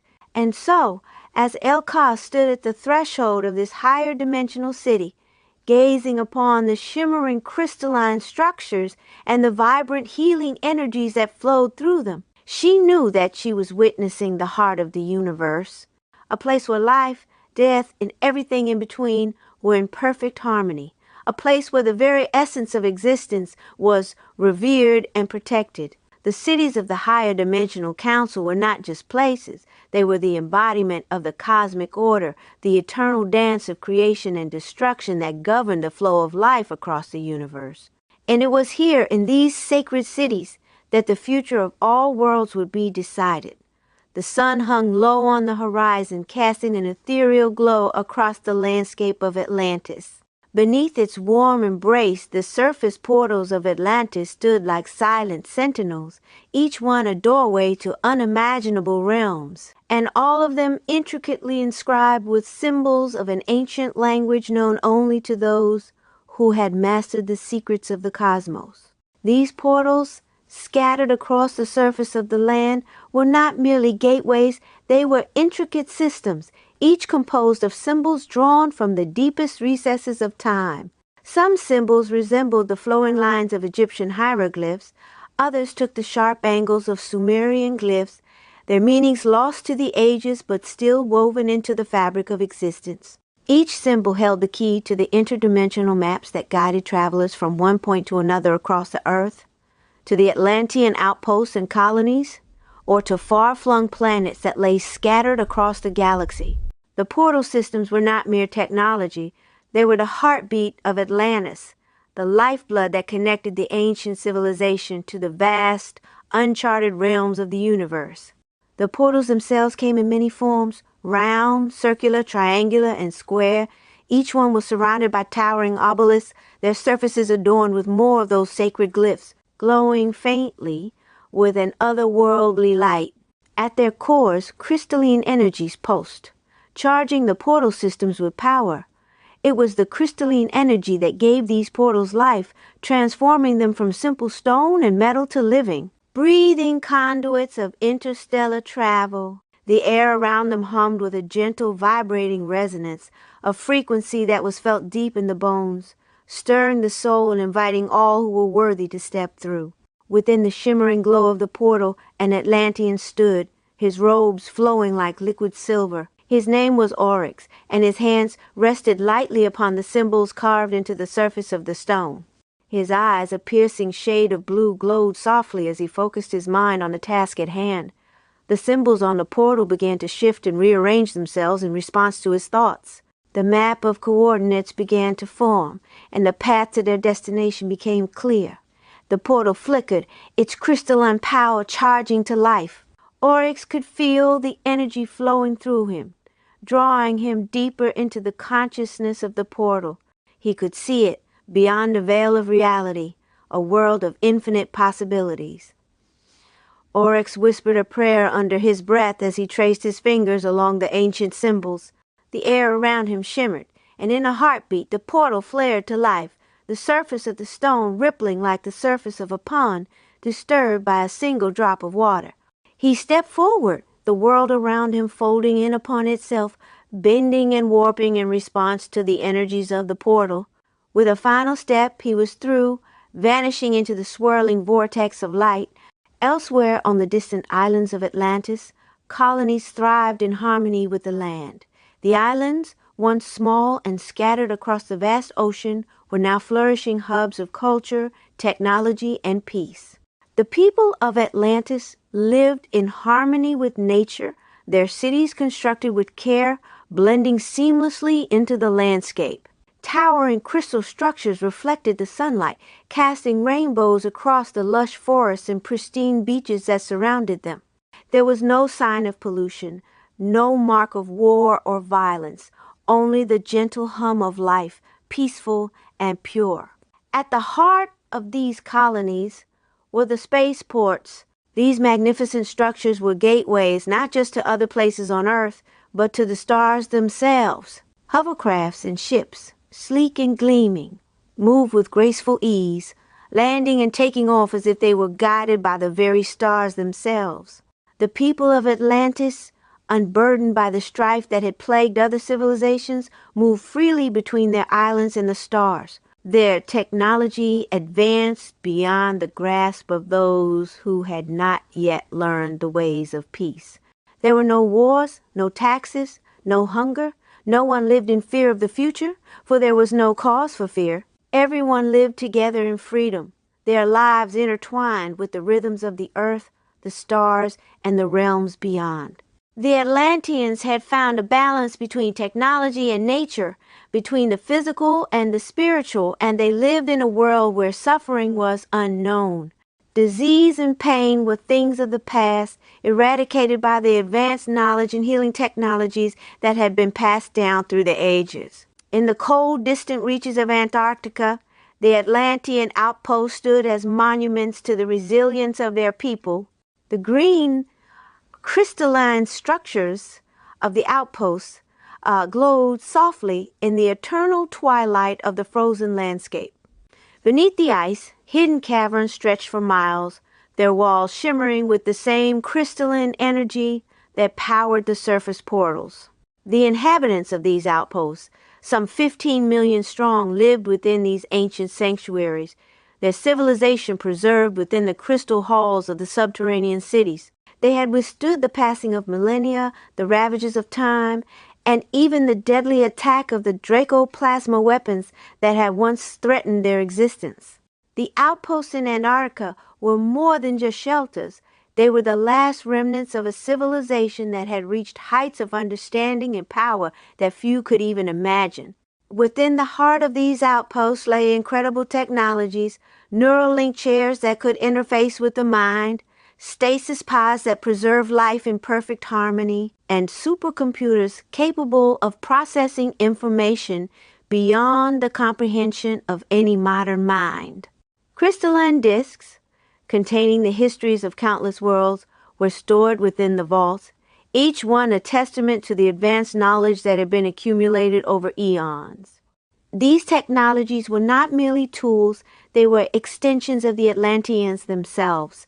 The Neuralink chairs, designed to interface directly with the mind, allowed individuals to connect with the collective consciousness of Atlantis. Thought, memory, and experience could be shared instantly between beings, and the knowledge of the universe was within reach of all who sought it. The stasis pods, too, were works of unimaginable ingenuity. They could preserve life for millennia, keeping a person in perfect stasis until the time was right for them to awaken once more. And the supercomputers, vast crystalline structures, could process and store the vast amounts of knowledge that flowed through the veins of the Atlantean people. But perhaps the most astounding of all were the crystalline discs. Each one contained the complete history of a planet, a galaxy, or even an entire civilization, the Atlanteans had mastered the art of preserving knowledge, encoding it into the very structure of the crystals themselves. When a person sat before the disk, they could connect with the consciousness of the planet it represented, experiencing its history, its triumphs and failures, its joys and sorrows. It was a connection that transcended time itself, allowing the Atlanteans to witness the unfolding of the universe in its entirety. In the heart of the outpost, the ancient artifacts of their civilization still hummed with life, waiting to be rediscovered by those who had the wisdom to understand their power. These technologies were not relics of a forgotten past. They were the foundation of the future. And though the world above had changed, the Atlanteans of Antarctica remained steadfast, keeping the flame of their civilization alive, ready to once again share their knowledge with the world when the time was right. The sky above Atlantis shimmered, an endless expanse of brilliant blue, streaked with the occasional soft pulse of energy ripples, as if the very atmosphere was alive, breathing in time with the planet itself. In the heart of the city stood the grand Atlantean outpost, its crystalline tower soaring into the heavens, a testament to the civilization's unmatched mastery of both science and spirit. At the base of the towers, a network of protective fields, glowing with radiant photonic light, encased the city like a shimmering bubble, visible only as a faint distortion of the air around it. Sacred geometry patterns woven into the energy shields glowed with an iridescent light, pulsing gently in rhythm with the pulse of the earth itself. These patterns, drawn from ancient wisdom, were a safeguard. They were not just barriers, but encoded protections, designed to keep the Atlanteans hidden from the prying eyes of those who sought to harm them. The negative beings from outer space, their intentions dark and full of malice, would find no purchase here. The Atlanteans had long learned how to shield themselves from such threats, weaving their knowledge of the cosmos into their very structures, their cities, and their way of life. But even the most formidable protections could be breached. A distant rumble echoed through the land like the growl of a great beast stirring in the distance. The ground beneath the outpost trembled as a dark force approached, a sound almost like thunder, mixed with a terrifying crackling of energy. The air seemed to shimmer and ripple as the energy fields flickered, straining under an external assault. From the skies above, a deadly weapon descended, its energy signature unmistakable, a reptilian plasma cannon, its brilliance blinding, slammed into the protective fields. The shock wave from the explosion sent ripples through the atmosphere, distorting the fabric of reality itself. For a moment, the protective shields seemed to hold, but then they began to fracture, one line at a time, like a glass slowly shattering. The light from the crystal towers dimmed, flickering as if even the power of their ancient energies could not withstand the force of the attack. The hum of the energy shields fell silent, and in that silence the world seemed to hold its breath. From the heart of the city, deep within the central sanctum, the healers gathered, their movements fluid, like the graceful flow of water in a stream. The walls around them were lined with crystalline tables, their surfaces gleaming with a soft light that pulsed with each breath taken by those gathered around them. The healers, their eyes closed in deep concentration, connected to the powerful crystalline structures that surrounded them. These were no mere tools, they were conduits, channels through which the Atlanteans could tap into the deep healing frequencies of the universe. One healer, a woman of graceful stature and serene composure, raised her hands above a crystalline table, her fingers tracing delicate symbols in the air. The air around her shimmered as the table began to glow, the crystals beneath it humming with life. She focused her energy, drawing on the light of the crystalline towers that powered the healing room, and slowly, with an almost imperceptible hum, a beam of light shot from her hands, connecting with the crystal at the center of the table. The vibration of the healing rays flowed through the patient lying before her, a young Atlantean male whose energy fields were fractured, his body weakened by the devastating effects of the recent attack. The light from the crystal table began to pulse with greater intensity, each beat resonating with the harmonic frequencies of the Atlantean consciousness. The healer's hands move with the rhythm of the frequencies, sending waves of energy through the being's body, stitching together the fabric of his light body, repairing the delicate strands of his DNA, and returning him to a state of balance. The crystalline rays worked like a soft melody, each vibration carefully calibrated to heal not just the physical body, but the very soul, raising the vibrational frequency of the being's life force. Within moments, the healer's patient stirred, his body suddenly pulsing with new energy. His eyes fluttered open, and a gentle breath escaped his lips. The healer, still connected to the flow of energy, smiled. It was not the smile of someone who had achieved something grand, but of one who understood the profound gift of life, of healing. She bowed her head, acknowledging the deep, silent gratitude of the universe for what had been restored. The Atlantean outpost, not only home to healers, but also to the finest minds of the civilization, had long been connected through an advanced system of travel and communication. In the heart of the Atlantic, colossal structures stretched into the sky, their towering forms housing space bridges that connected the realms of Earth and the stars. These towering structures were a marvel of Atlantean engineering, tall, majestic towers that reached far above Earth's atmosphere, creating space bridges and space elevators to ferry people goods, and crafts between the Earth and their space stations orbiting far above. Through the space bridges, travelers could step from one world to another in an instant. The bridges themselves pulse with holographic light, their energy fields constantly shifting and adapting to the needs of the travelers who passed through them. The portals created by the space elevators and space bridges could transport vast fleets of ships, entire cities if needed, to the distant Andromedan space station that hovered above Earth's orbit. The station, a towering structure of white crystal, was a central hub for interstellar travel, housing millions of beings who made their homes there, part of a vast network of civilizations stretching across the galaxy. Beneath the ocean, in the depths of the Pacific, other Atlantean colonies thrived, built in harmony with the water and the earth. These colonies, while more circular in design, shared the same energy and technology as those above the surface. Between the islands, a network of space bridges connected not just the surface cities, but extended far beneath the water, through submerged colonies that stretched deep into the ocean floor. The Atlanteans had mastered the delicate balance of living above and below the water, creating homes and temples that harmonized with the natural world, thriving in peace and prosperity. But with the beauty and wonder of Atlantis came the shadow of war. In the distant reaches of space, the Atlanteans had long been aware of the growing threat that lurked beyond their peaceful borders. The reptilians, whose presence in the cosmos was marked by their hunger for power and control. Their weapons were vast, their technology destructive. The plasma cannon that had shattered the peace of Atlantis was but one of many threats that loomed on the horizon. The Atlanteans had long prepared for such an assault, but nothing could have prepared them for the sheer brutality of the attack. It had disrupted the protective fields, shattered their sacred geometric patterns, and left the once thriving outposts in ruins. The frequencies that had once kept the Atlanteans in their higher dimensional state, their existence resonating at frequencies far beyond those of the material world, had collapsed. The world of Atlantis, once bathed in the radiant light of higher dimensional realms, had fallen back into the density of 3D reality. The space bridges, once gateways to the stars, flickered and dimmed.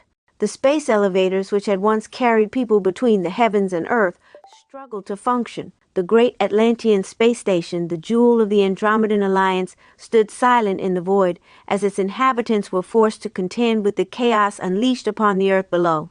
And yet, even in the face of destruction, the Atlanteans did not surrender. Their spirit, forged through millennia of peace and harmony, could not be easily extinguished. Their warriors and healers worked side by side, using the energy of the crystalline structures to rebuild, to heal, and to restore what had been lost.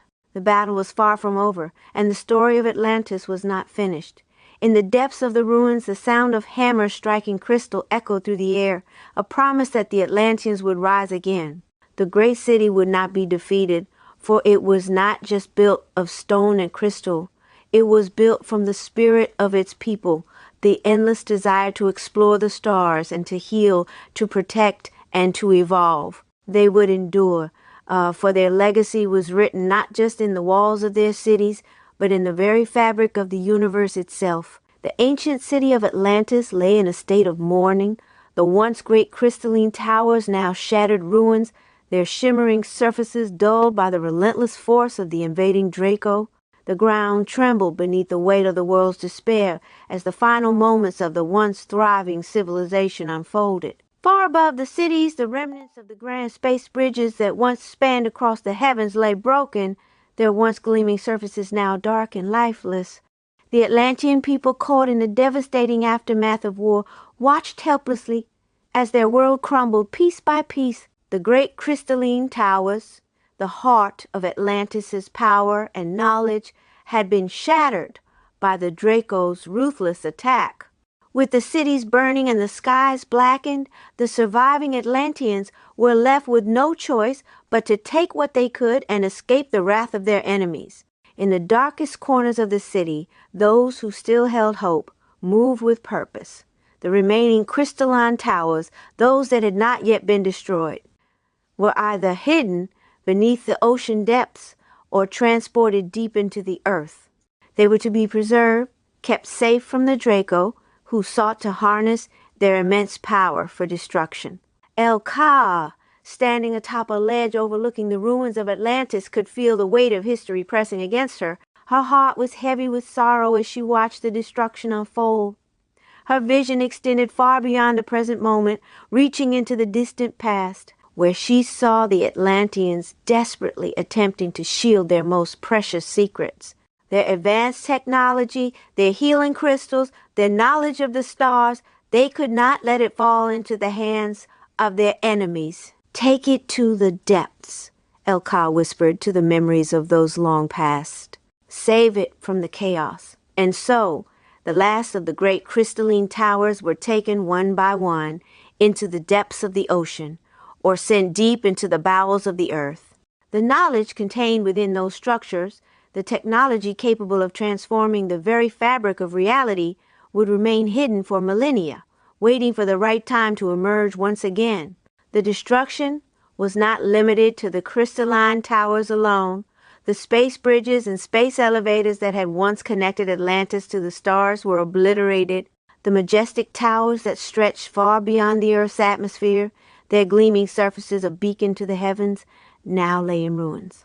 The great Andromedan space station, once a hub of interstellar activity, was no more, its once pristine surface shattered by the relentless bombardment. In the aftermath, those who survived, the descendants of Atlantis, were left to rebuild, but the cost was immense. The advanced energy systems, powered by copper and crystalline technology, were scattered. Yet a few pieces of vital information remained, hidden away in the archives of Atlantis for those who would one day come after. They would not let the secrets of the past be lost to time. Knowledge of copper's connection to crystals, how the two could create kinetic energy to power ships and light sources, was preserved. It was a gift that would one day be rediscovered when the people of Atlantis were ready to rise again. Beneath the surface of the ocean, where the great cities had once flourished, new life began to take root. The Atlantean descendants, those who had managed to escape the destruction, now turned their focus to a new era. They built pyramids, structures of immense power, capable of harnessing the energies of the earth itself. These pyramids, constructed with copper conductors and embedded deep beneath the ocean, became the lifeblood of the new Atlantean civilization. Copper rods sunk deep into the earth, connected to the pyramids, and from them a new form of electrical conductivity emerged. The copper resonated with the energy of the earth, creating an intricate web of power that radiated out from the pyramids and through the cities. In the watery depths, these new pyramid systems powered the circular island cities that began to rise above the surface once again. The circular cities, built on islands surrounded by water, became the center of commerce and trade for the Atlantean descendants. Merchant vessels sailed between these islands, bringing goods from distant lands, while workers and fishermen toiled in the waters, providing sustenance for the people. But as the cities grew, so did the hierarchy that had once been absent from the society of old. In the central cities, those closest to the power of the pyramids and the knowledge they contained, lived the elders, the wise ones who had witnessed the fall of Atlantis and now held the keys to its future. But even as the Atlantean descendants tried to rebuild, the forces of nature, unchecked by the advanced technology that had once held sway over them, turned against them. The great copper energy systems, once so reliable, could not control the immense forces at work beneath the Earth's surface. The rising water levels, which had once been controlled by the Atlanteans, became an insurmountable challenge. As the rain poured down, the vast network of copper and crystal energy systems could not drain the waters fast enough. The island cities, built on the fragile foundations of the Earth's crust, began to sink once more, dragged beneath the waves by the shifting tectonic plates. The tectonic plates themselves, restless and powerful, created violent tremors that shook the foundations of the cities. The great space bridges that once spanned across the oceans and linked the islands together were destroyed in the chaos. The ground itself seemed to rise and fall, the very earth trembling beneath the Atlanteans' feet. The copper rods, which had once been driven deep into the earth to provide stability, were no match for the forces that tore at the land. The final deluge came swiftly, the waters rising faster than anyone could have anticipated. The Atlanteans, already struggling to rebuild, watched helplessly as their cities, their homes, and their way of life were consumed by the sea once again. The islands sank beneath the waves, and the once proud civilization was lost to the depths. But in the depths of the oceans, beneath the ruins of the Atlantean cities, something remained.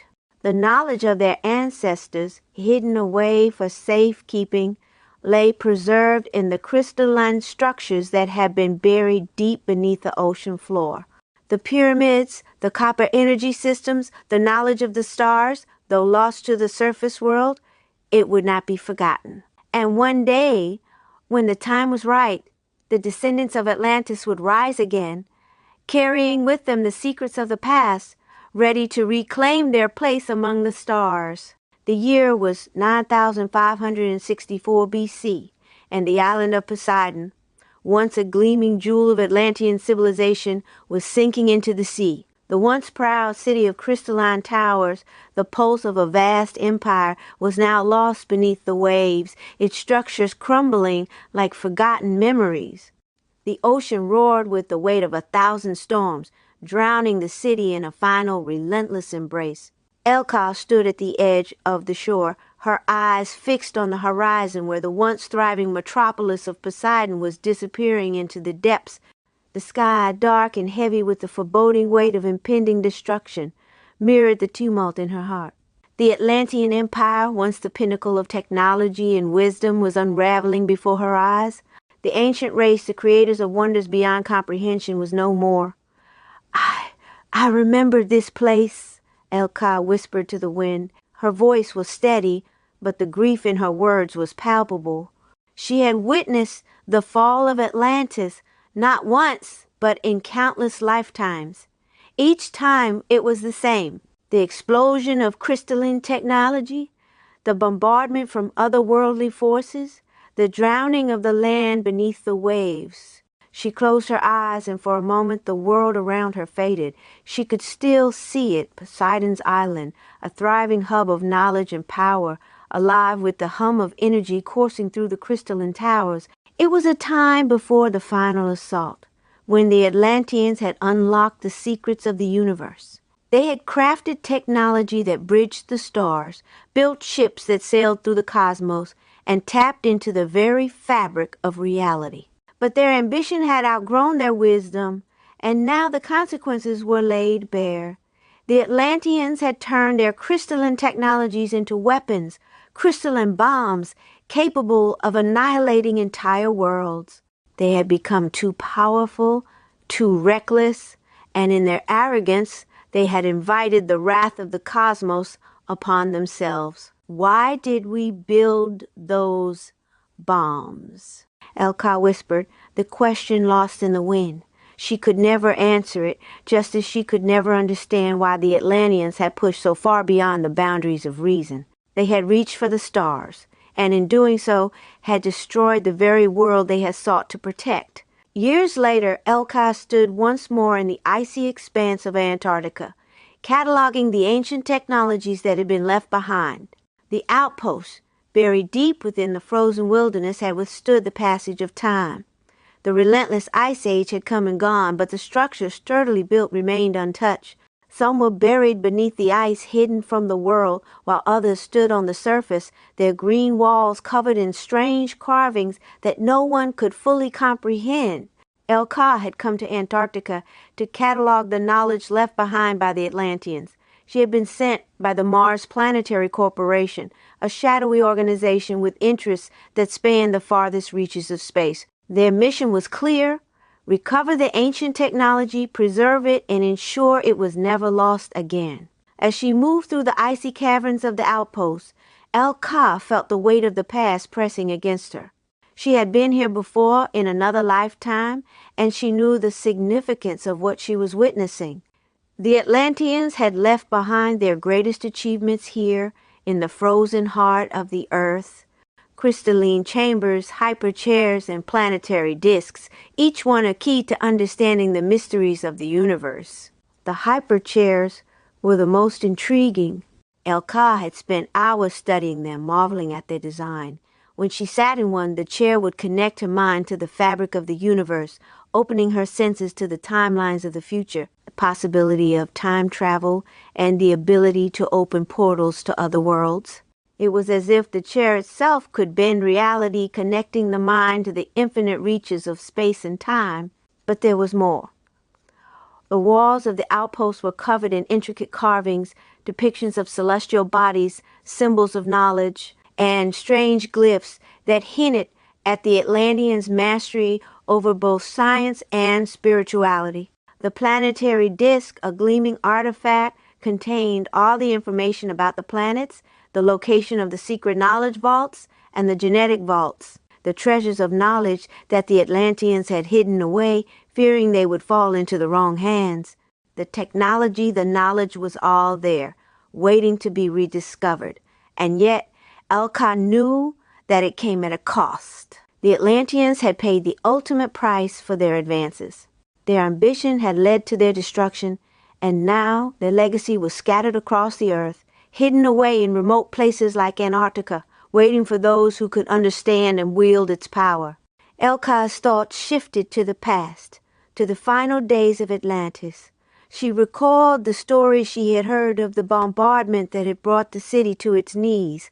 It was not just one species that had turned against the Atlanteans, but many, an alliance of extraterrestrial forces that had united to destroy the civilization. The Patal, the Draco, and the Zeta Reticulans, each one a powerful force in its own right, but together they had been unstoppable. Johann Fritz, a man she had interviewed in her travels, had spoken of the diverse factions that had sought out the extraterrestrial races. The Mayans, he had said, had sought the Pleiadians, and as a result had disappeared from the earth, leaving for the distant stars. They now lived in Taygeta and Alcyone, far from the troubles of this world. The thought of the Mayans leaving the earth, ascending to another world, was both comforting and troubling. Had the Atlanteans made the same choice, abandoning their home to escape the wrath of the cosmos?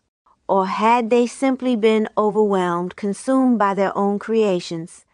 Elka felt a pang of sadness, a deep sense of loss. The Atlanteans had been the first creators, the builders of a civilization that spanned the stars.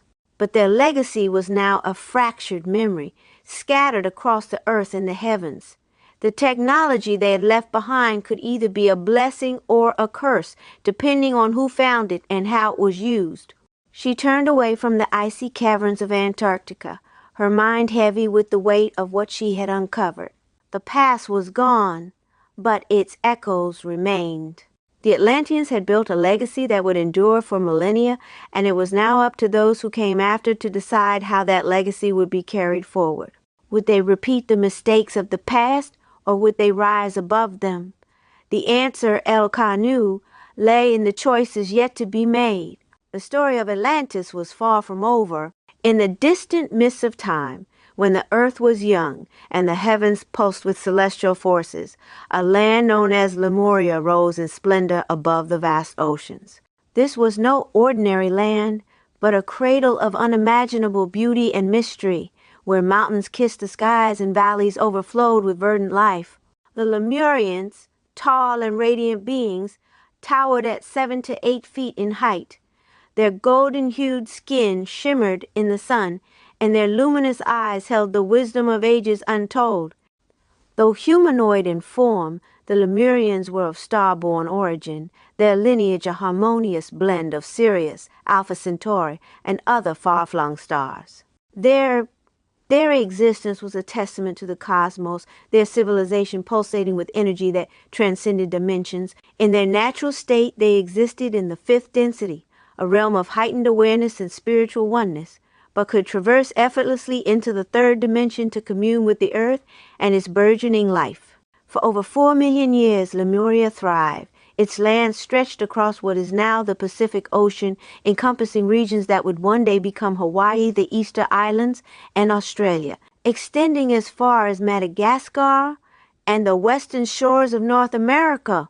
Its cities gleamed under twin suns, and its people lived in communion with the universe. They called their land the motherland, for they saw themselves as guardians of the earth, nurturing the growth of other civilizations. Yet no paradise is eternal. In time, a rival emerged across the seas, a continent called Atlantis. If Lemuria was the heart of the earth's soul, Atlantis was its mind, driven, innovative, and determined to shape the destiny of all who dwelled on the planet. Where the Lemurians believed in allowing other cultures to evolve naturally, the Atlanteans sought to impose their will, convinced that they alone held the keys to enlightenment. Tensions simmered for millennia until 25,000 years ago. These ideological differences erupted into cataclysmic wars. Fire rained from the skies as both civilizations unleashed forces that defied comprehension. Thermonuclear devastation scarred the earth, and the heavens wept as the lands of Lemuria and Atlantis were shattered. Neither side emerged victorious. Instead, they stood among the ruins, humbled by the destruction they had wrought. In the aftermath, the Lemurian priests, wise and sorrowful, gazed into the future. Their prophecies foretold the sinking of their great continent, and though they could not prevent its demise, they sought to preserve their legacy. They petitioned the spiritual leaders of Shambhala, the lesser, guardians of the subterranean Agartha network, for sanctuary.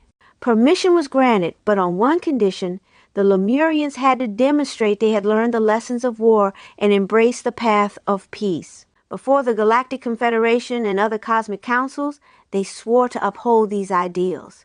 Thus, beneath the towering majesty of Mount Shasta, they carved out the city of Telos, a masterpiece of crystalline domes and luminous caverns.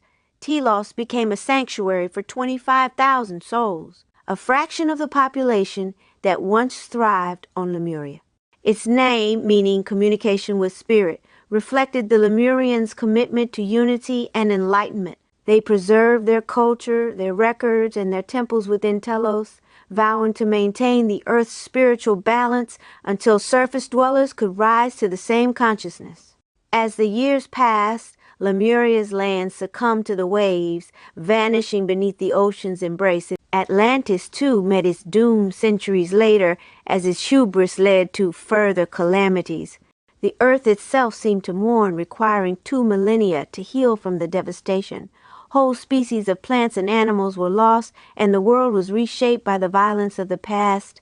Yet the Lemurians endured, hidden in their subterranean haven.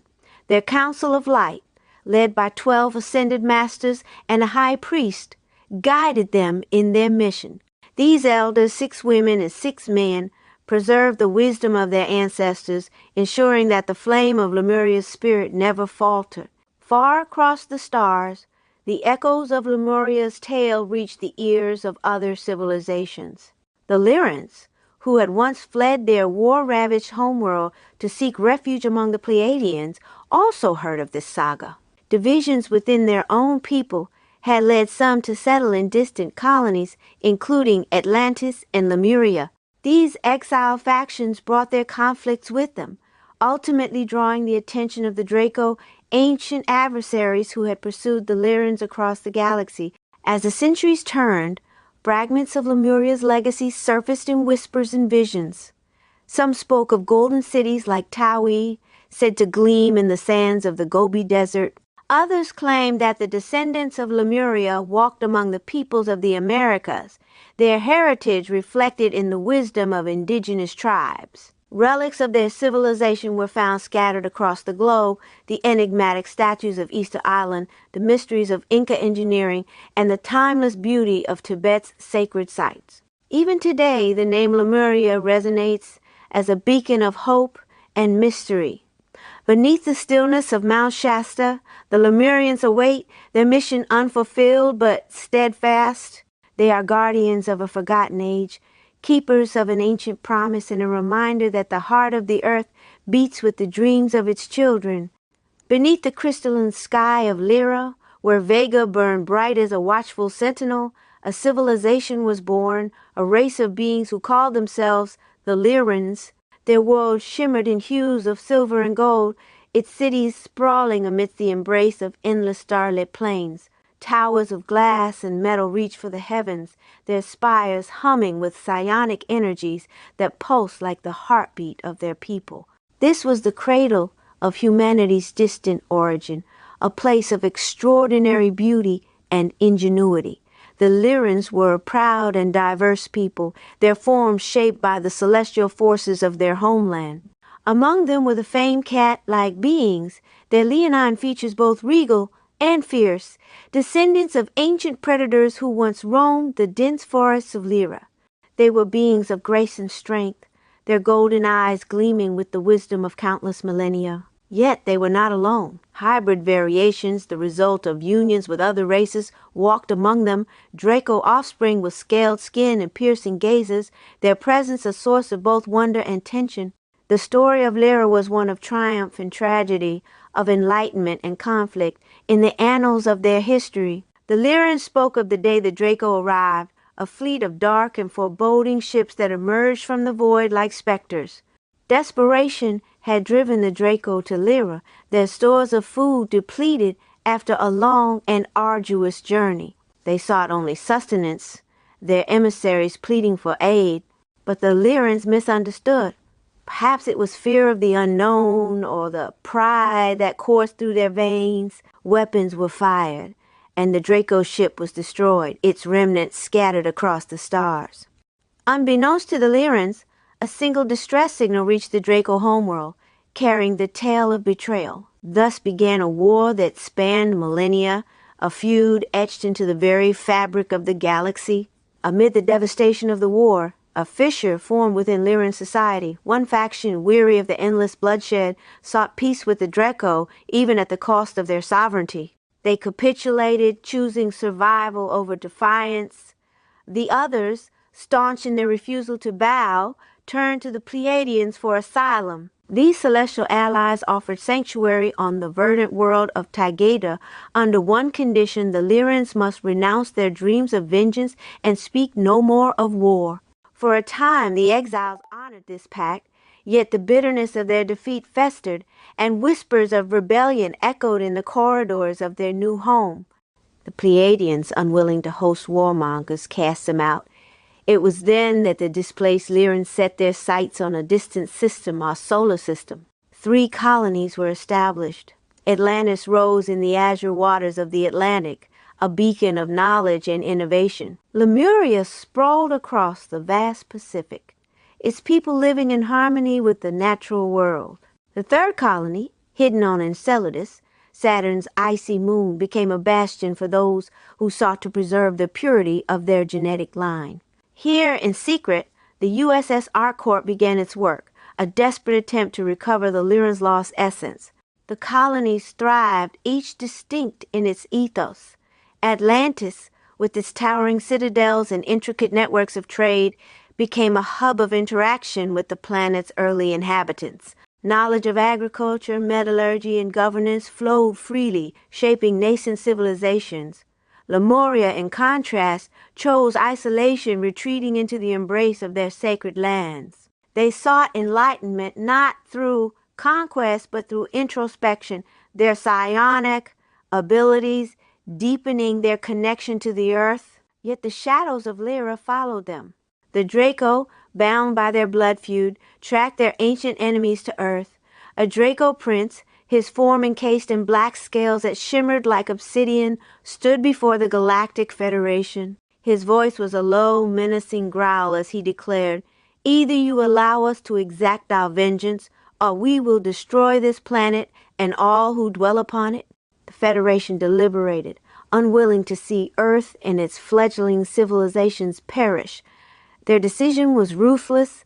Both Atlantis and Lemuria were to be annihilated, their remnants scattered like ash upon the wind.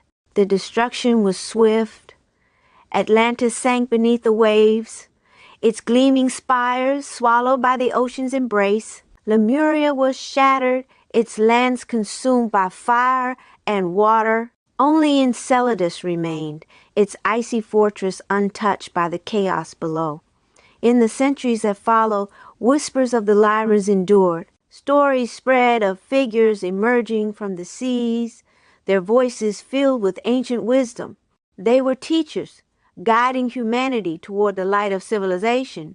In Egypt, they shaped the foundations of pharaonic rule. In the Americas, they taught the secrets of the stars and the soil. Their influence wove through the tapestry of human history, a testament to their resilience. The Lyrans, though diminished, lived on in the genetic memory of humankind. They were our cousins, their legacy etched into our DNA, and as the stars turned in their eternal dance, the descendants of Lyra watched, their eyes fixed on the cradle of their exile, dreaming of what once was and what might yet be.